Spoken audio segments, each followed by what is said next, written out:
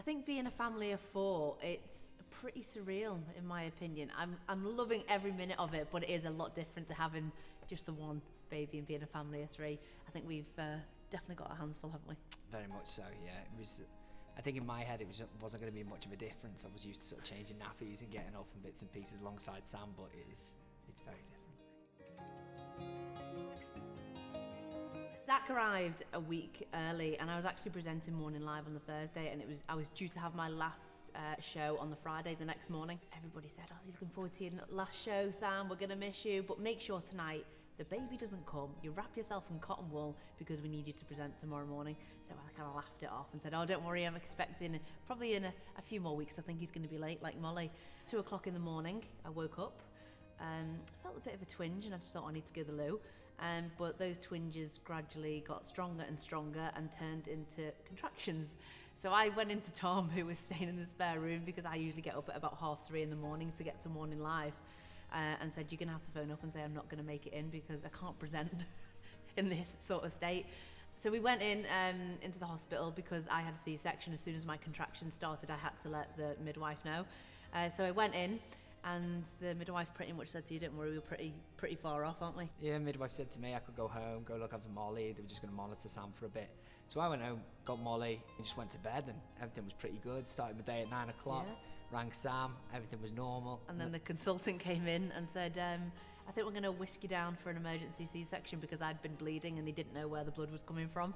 By the time 2 o'clock came, I was there in the theatre getting sliced open and Zach arriving. As well, having the C-section previously, I think you knew what to expect. The first time I had a C-section with Molly, I was probably a little bit out of it because of the pain relief.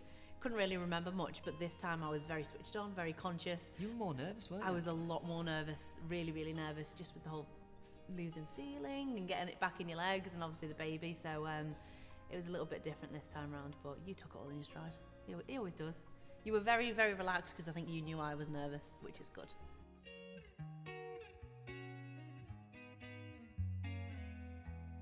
With Molly, we did a app which was a little bit like Tinder, wasn't it? Trying to find out what names we liked and where we matched.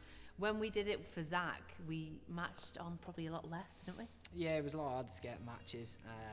One name that we did consider that was a front runner for a while was Max, but the problem is we've got 2 dogs called Max and Ollie, and we thought that Molly, which is a hybrid of Molly. Yeah, whenever we shout Molly now, the dog's like very confused, so we couldn't be doing with that twice. We liked Zach, but we weren't too sure whether it was Zachariah or Zachary. Yeah. And then how to spell Zach. And how to spell Zach, whether it's Z-A-C, Z-A-C-K, Z-A-K, all sorts. So, but it's just so happened that we had Isaac in on my family name side.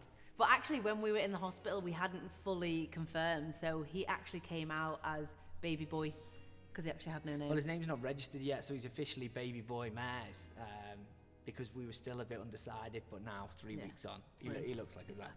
We're committed.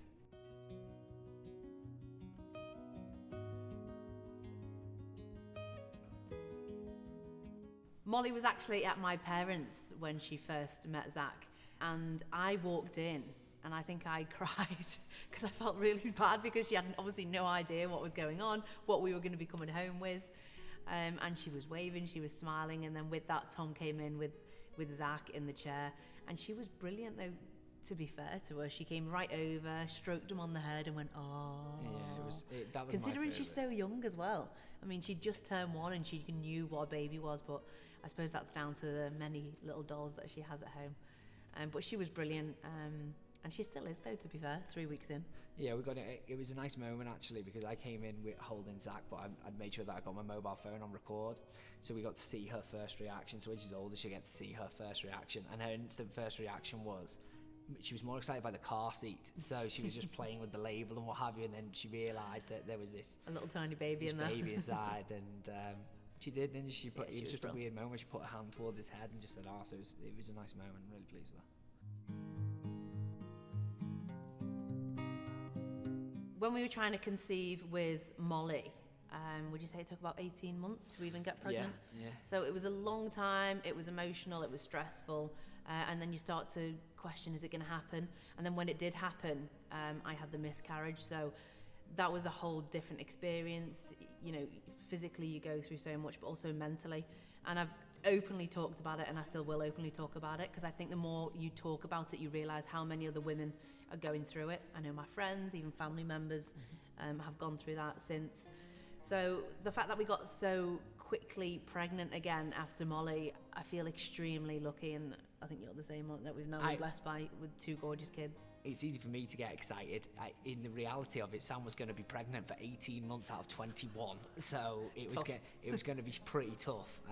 I think what it was, because it was almost the shock, and I'd literally just got to a point where I was physically feeling like myself again, feeling fit, it wasn't just busy with work. It wasn't just that. It was like Sam's career had also just started to even take off even more. So she was going to be presenting the Olympics. She'd just been announced as the first female captain of equestrian sport, and we were working out how we were going to deal with Molly and make sure that, you know, I looked after her certain days while you were filming to give Sam the best chance and best shot and give everything to these roles that are your dream roles. I was going to question the sport with Sam for majority of the filming, because what was happening was nobody was to know that we were pregnant or Sam was pregnant. Because of what happened with the miscarriage, you were already guarded to tell people anyway with Molly and with the second one, so we didn't want to tell anyone at least for 3-4 months. So Sam's filming Question of Sport, and we have this little signal for when she's going to be sick. So I'm like in the audience, and Sam's just finished one episode, and I'm like, oh, Sam, can I have a word upstairs? And you run upstairs, hold her hair back, turn her mic off, Sam goes sick, and then comes down, and God, they must have thought you had an upset stomach for like 6 weeks or something during that filming. Up to something no good. Yeah, but they eventually, when we announced it on the last day of filming to the guys, they were excited, really, really good. So.